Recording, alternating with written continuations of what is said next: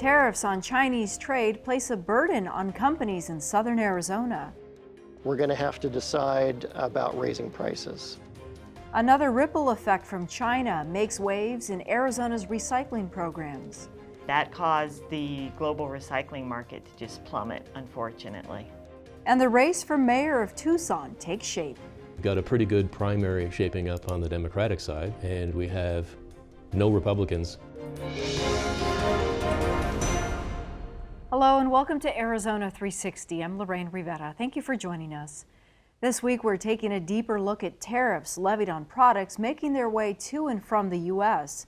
Beginning last spring, the White House imposed tariffs on Chinese imports in a move designed to get China to end certain trade practices harmful to U.S. companies. China retaliated with its own tariffs on American goods. The effects are far-reaching. In southern Arizona, we heard from two companies about how they're impacted. Just outside downtown Tucson, Southwest Strings has spent more than 30 years fine-tuning its reputation as one of the country's biggest sellers of bowed string instruments.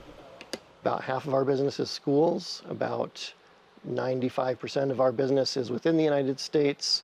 And most of its instruments come from overseas, with 85% from China alone. So this is how it comes to us. The fingerboard isn't completely planed, the pegs aren't completely fitted yet. Chief Information Officer Mark Mason says China is hands down the top producer of these types of instruments preferred by schools, making it the only feasible option for imports. And why is it so small? Well, the best players have to start early. There are great instruments made in many countries, but they're not making $200 instruments. They're making $10,000, $15,000 instruments and up. Really, nobody has tried making entry-level instruments in the United States, and the economics just don't work out. Really, you can't do it with the labor costs here. A few months ago, Southwest Strings began feeling the pinch from escalating tensions between the U.S. and China. Imported cases already subject to a 4% duty got hit with an additional 10% tariff. Mason says that will go up to 25% for their next delivery, happening in a few months. So we do have a shipment of these coming that we will be paying the additional 25% tariff on. So that on top of the 4.5% original tariff means about a 29.5% tariff we're paying on these cases. We're going to be able to weather it through the end of the year because we have enough inventory under roof. But at that point, we're going to have to decide about raising prices. And that is the last thing we want to do, apart from going out of business or losing employees. It's not the first storm weathered by Southwest Strings. When the economy crashed in 2007, sales plummeted and the company was forced to cut over half of its staff, from 50 to 17. Today it has 25 employees with an inventory worth more than $2 million. Mason says last year when the company first got word about a potential trade war between the U.S. and China, it began stocking the shelves with instruments to minimize the short-term repercussions. We don't have an infinite warehouse and we can't buy ahead forever. Mason foresees long-term consequences facing the entire industry if the U.S. levies higher duties on instruments imported from China, forcing retailers like Southwest Strings to pass the cost onto schools. The higher-end American manufacturers, of course, depend on schools being able to buy instruments so that people can be taught how to play the violin, because very few people are able to figure out how to play the violin on their own. For the most part, you've got to have a teacher, and for the most part, that happens in schools. So really, the orchestral music scene in America is dependent on China. And if we were cut off from our supply of student-level instruments from them, classical music in America would suffer. Reverberations from the rising tariffs on U.S. and Chinese trade echo south of Tucson in Sahuarita at the Green Valley Pecan Company. Its products ship around the world. President Dick Walden says when the U.S. enacted new tariffs on steel and aluminum from China last year, China answered back with a 40% tariff on pecans imported from the U.S. Well, it has a big effect. You can't lower your cost by 40%. So that they're relatively stable. And so the net effect is there's a big reduction in profits. Walden says for the last decade, about 20% of America's pecan crop has gone to China. But the new duties have created a domino effect. With pecan exports to China down by more than 90% over last year, more of the nuts are for sale in the U.S., driving domestic prices down and causing profits to plunge for growers like Walden. For the time being, the Green Valley Pecan Company hasn't had to lay off any of its 300-plus employees. Just before China's retaliatory tariffs kicked in, the company broke ground on a 40,000 square foot cold storage facility last June. Chief Operating Officer Bruce Karras says as a result of ongoing trade disputes, it may scale back on these types of investments. It took us about 12 months to build the building from when we first broke ground till today, and planning prior to that was 2 to 3 years of planning. So given today's environment with the uncertainty with the tariffs, what's going on with exports for U.S. pecan market, I think today if we were looking at this is the type of project we would put on the back burner until we had a better grasp of what the future looked like. In agriculture, we never really know, but given all these outside circumstances, extraordinary events, if you will, there's just more uncertainty than I've ever seen in the 20 years I've been in the business. Adding another layer of uncertainty, the possibility of more tariffs on America's new #1 trading partner, Mexico. As a way to get Mexico to do more to stop illegal immigration from Central America, President Trump says he will enforce a 5% tariff on imports as soon as next week, gradually raising them up to 25% unless his demands are met. At this point, it's a threat. There's no impact, and yet we're on pins and needles as to what that potential effect might be. In the case of pecans, Mexico is now the largest producer of pecans, recently having surpassed the United States, and the result is that those Mexican pecan growers and Mexican pecan processors will be looking for markets other than the United States. So we expect that the potential exists for, in the case of Europe, where we have a strong marketing position, that we will see severe competition from Mexico. Back in Tucson, Southwest Strings is also taking note of the president's latest threat. Southwest Strings, in addition to our orchestral string instruments, carries mariachi instruments too, like these Sevillano guitarrones from Paracho, Mexico. So these would potentially be impacted by that 25% tariff if that were to go into effect. We're worried, but you know, all you can do is prepare for the worst and hope for the best, which is what we're doing.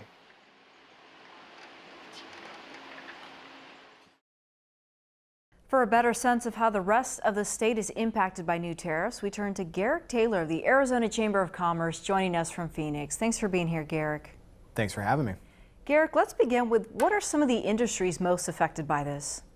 Well, really, it's anything that imports goods from Mexico. The consumer is also affected. But I think for an interesting snapshot, let's look at fresh produce. As you know, Arizona is really one of the hot spots for the importation of fresh fruits and vegetables from Mexico. And it's not like you can have a big inventory sitting around. This is an inventory that's switched out quite often. This is one of those areas where, because of the tariffs, shoppers in the produce section could see prices begin to tick up. Any timeline as to when? Well, the administration has said that we're going to start out with a 5% tariff as soon as June 10, and then an additional 5% every month, therefore, into the future until October. It could go all the way up to 25%. So these tariffs loom large, and we could, again, go all the way up to 25%. Anything the state or the chamber can do to try to convince the White House to shift gears at this point? Well, look, we're sending a message to the White House and to the administration more broadly that, yes, there is obviously an issue that needs to be addressed regarding the migrant crisis, and we need to adopt humane, sensible immigration reforms. But attacking this issue by hurting the U.S. economy and the Arizona economy is not the way to do it. We believe the way to address these issues on the trade side, move the USMCA. Let's get that that agreement adopted. And on the immigration side, let's go big. Let's get Congress involved here. Let's move legislation that makes our border more secure, has a more rational immigration system, and that we can finally accomplish things that have long been needed to be done. Things like DACA, for example. There is an opportunity here, but we don't want to hurt the economy at the same time. Are there conversations happening at the local level with the state, the chamber, the state of Sonora? I mean, there have to be conversations taking place behind closed doors. I would imagine between the two administrations, those conversations are occurring. I can tell you that in the business community, however, in Arizona, these threatened tariffs have been universally panned. Nobody likes the idea of creating a self-imposed drag on our economy. This economy's red hot right now. Let's keep it going. Why risk an economic downturn by something that could be easily avoided?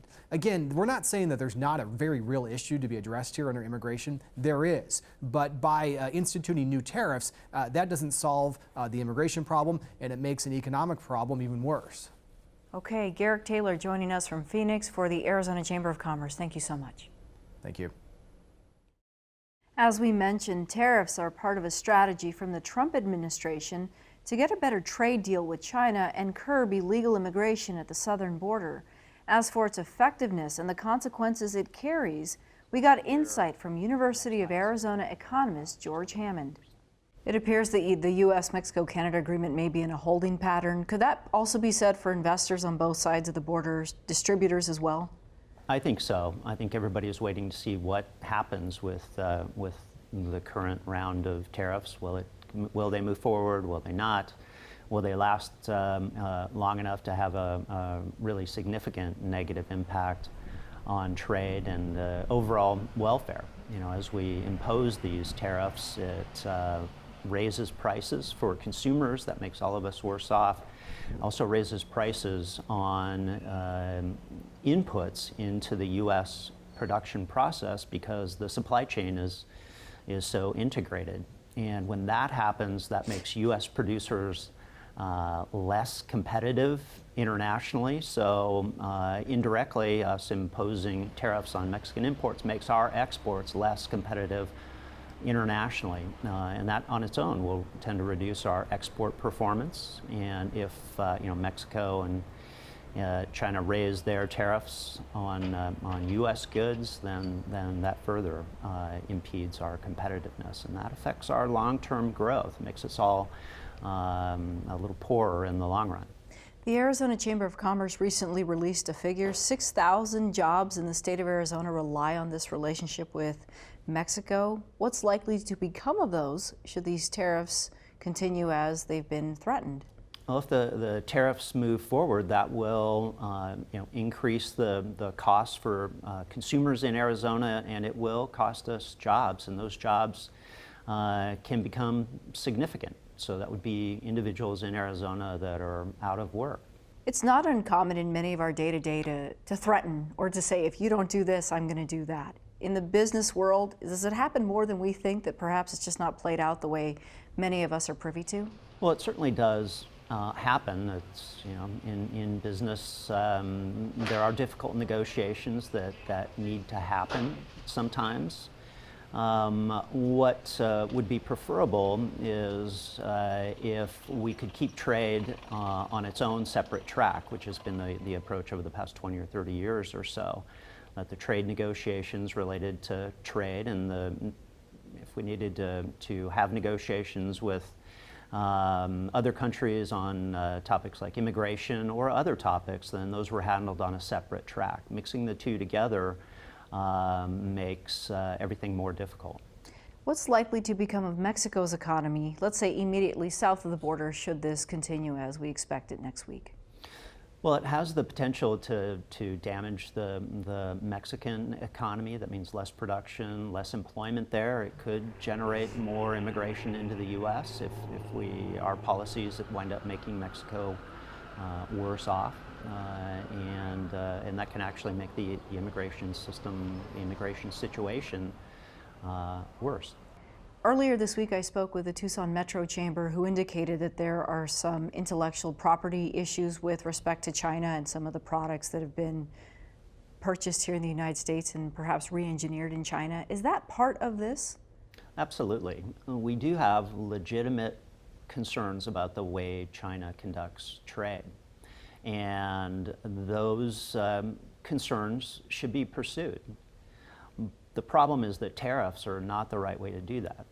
You don't solve one problem by first shooting yourself in the foot, right? So we don't want to make ourselves worse off to try and improve a separate situation. Okay, George, thank you. Welcome. Thank you.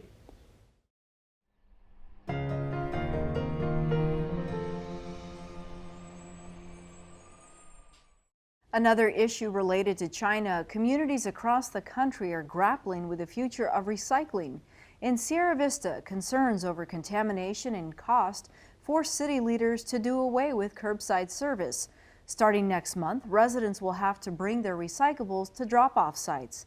Earlier this week, we visited with Sharon Flassar, the Public Works Director, who said the decision keeps rates low for taxpayers. It all started in China about 2 years ago. They were receiving a lot of recyclables that had garbage mixed in, too much garbage. And the processing costs for that, for them, were very high. The materials weren't usable in some cases because they were so heavily contaminated. So they really cracked down and said, we're not going to take these materials anymore with these high contamination rates. And that caused the global recycling market to just plummet, unfortunately. Did the average person understand how to recycle properly? Did somehow we cause this as citizens? I think generally there was an understanding among people. The changes in China, though, aren't a level that your average homeowner is going to be able to meet. It's just too low. What we see sometimes is what we call aspirational recycling. People have items that they really want to recycle that aren't in the current recycling stream. So they'll put them in their bin anyhow, hoping that there will be a way to recycle those. And unfortunately, there's not, and that ends up being counted as contamination in the recyclables.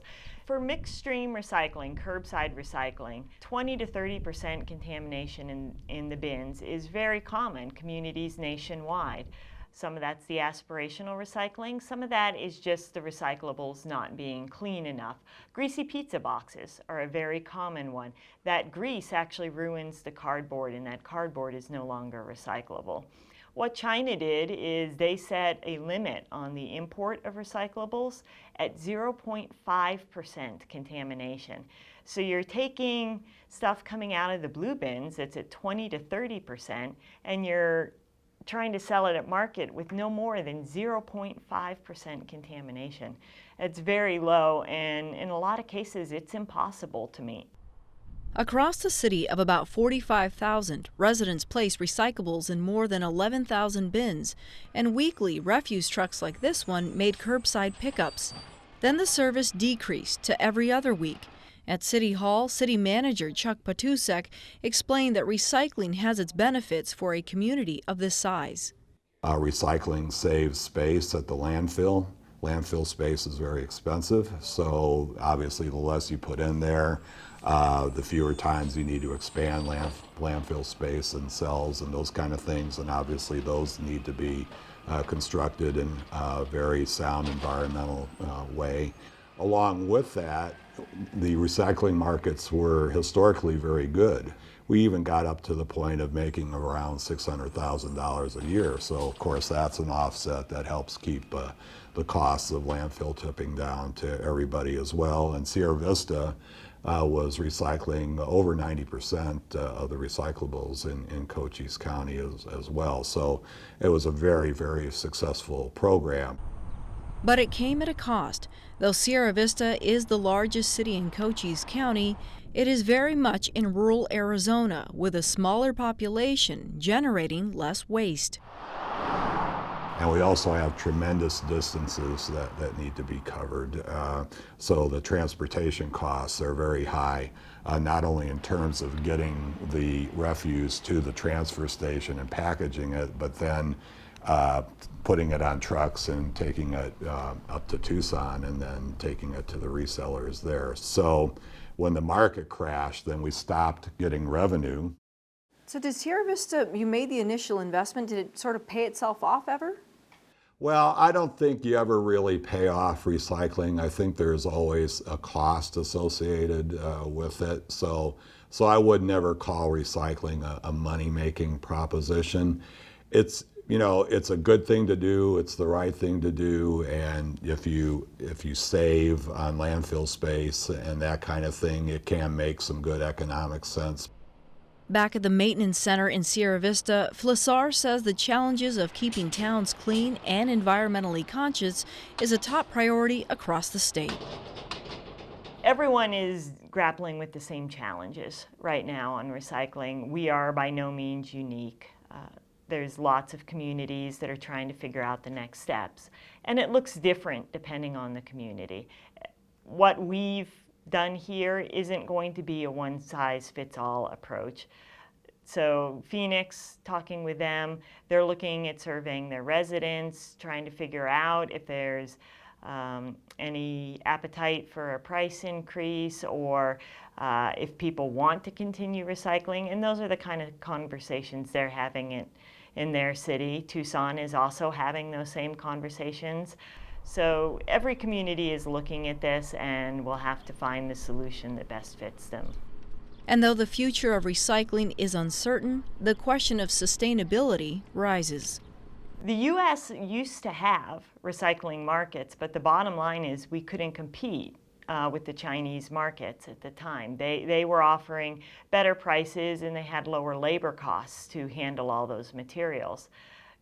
Going back, supply and demand, there are still opportunities in this country, and I think some of those things will turn around, and I think we will see additional opportunities to recycle within. However, due to regulatory structure, it's going to take some time, months if not years, for those to start to materialize here in the country. I'm confident it's going to happen because economics dictates that it will.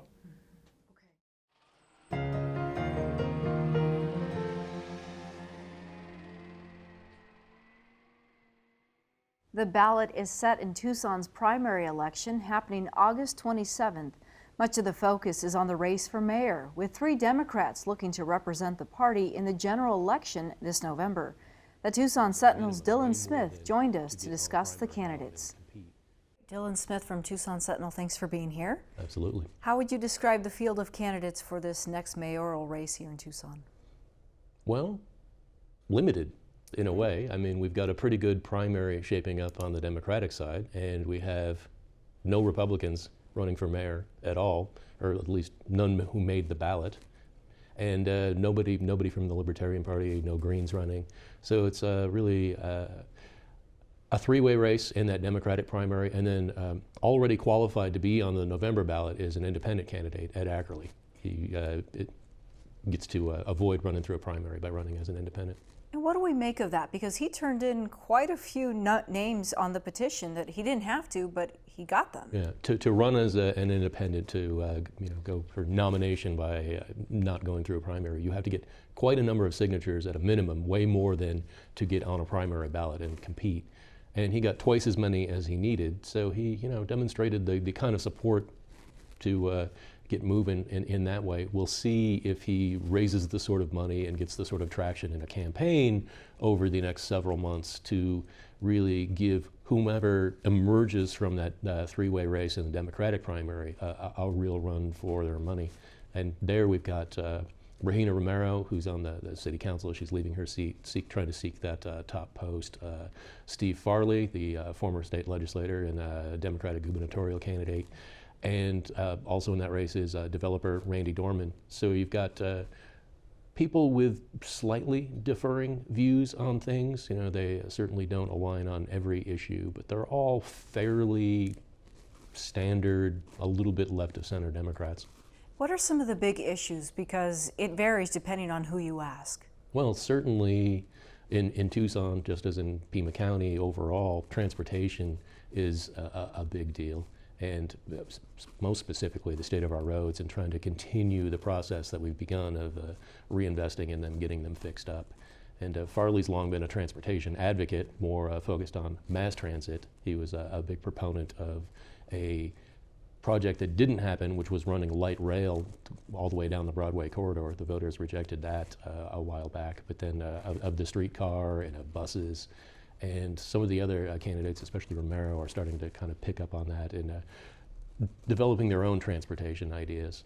We won't see a Republican name in the mayoral race. Does that mean the party is not prepared to handle the council, given that there are so many Democrats? Well, certainly it's a little bit difficult for most Republicans who would be supported by the Republican Party as it is today to run in a city where they're outnumbered basically 2-to-1. We've got a big chunk of non-party voters, independent voters in the middle, but there are basically twice as many registered Democrats in the Tucson city limits as there are Republicans.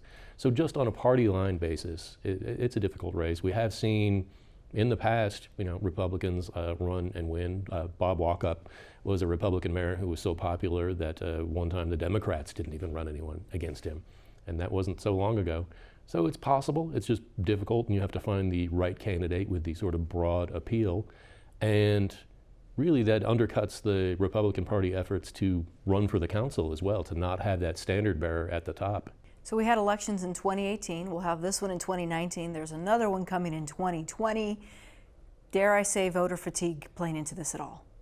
Well, there are sort of two schools of thought about that. One is that because Tucson has had our elections in the off years when there aren't federal and state candidates running, that people get a chance to pay more attention to these races that would be all the way at the bottom of a very, very lengthy ballot, where we get to actually have real conversations and pay attention to who's running for mayor and city council. There's a recent move in the state legislature that's trying to force Tucson to align our elections into even years so that we would have our city council races, our mayoral races on the ballot with the congressional races and the legislature and everything else. And we will see how that plays out. Tucson's got a pretty long history of conflict and court cases with the legislature and the state over how we run our elections. And Tucson's won every time. This one, there may be some power from the Republicans in the legislature to push Tucson off of our sort of off-cycle election system. That's all for now. Thanks for joining us. To share your feedback, visit us on social media or send us an email at arizona360@azpm.org. We'll see you next week.